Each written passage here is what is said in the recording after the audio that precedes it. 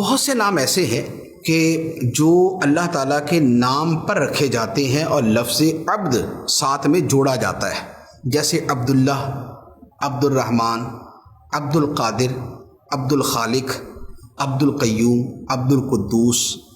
تو اب یہ نام جو ہے یہ عبد کے ساتھ استعمال ہوتے ہیں۔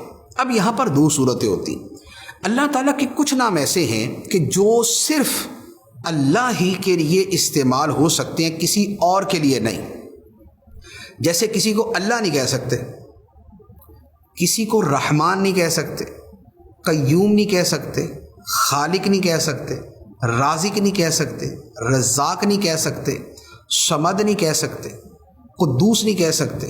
تو یہ میں نے کچھ نام آپ کے سامنے عرض کیے۔ قدیر نہیں کہہ سکتے۔ یہ کچھ نام وہ ہیں کہ جو اللہ کے علاوہ کسی اور کے لیے استعمال نہیں کر سکتے۔ اب کسی کا نام ہے عبد الخالق اور اسے کہا خالق، تو وہ خالق تو نہیں، خالق تو اللہ ہے۔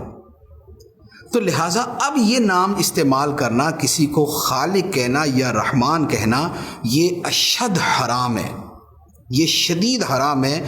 علماء نے ان ناموں کے غیر کے لیے استعمال کو کفر قرار دیا ہے۔ لہذا عبد الرحمن کو ہمیشہ عبد الرحمن کہا جائے، رحمان نہ کہیں۔ عبد الخالق کو ہمیشہ عبد الخالق کہا جائے، خالق نہیں۔ عبد الرزاق کو عبد الرزاق، رزاق نہیں۔ تو لہذا یہ وہ اسماء۔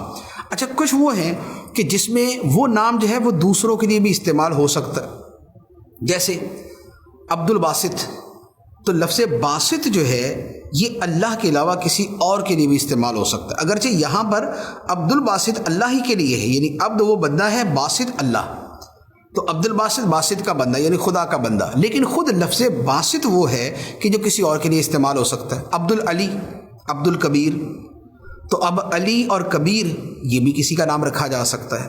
تو لہذا ایسے نام ہیں تو وہاں پر بھی عبد کے ساتھ ہی بولنا چاہیے کہ بہرحال وہاں پر مراد اللہ تعالیٰ کی ذات ہوتی ہے اور بندہ عبد کے ساتھ ہی مراد ہوتا ہے۔ لیکن تب بھی حکم کے اعتبار سے یہ فرق ہے کہ جو اللہ کے خاص نام ہیں وہ اللہ کے علاوہ کسی کے لیے استعمال نہیں ہو سکتے، اور جو اس سے ہٹ کر نام ہیں وہ اگر دوسرے کے لیے بول بھی دیے، کسی کو باسط کہہ دیا، کسی کو علی کہہ دیا، کبیر کہہ دیا، رشید کہہ دیا، تو اس کے اوپر کوئی حکم نہیں ہے۔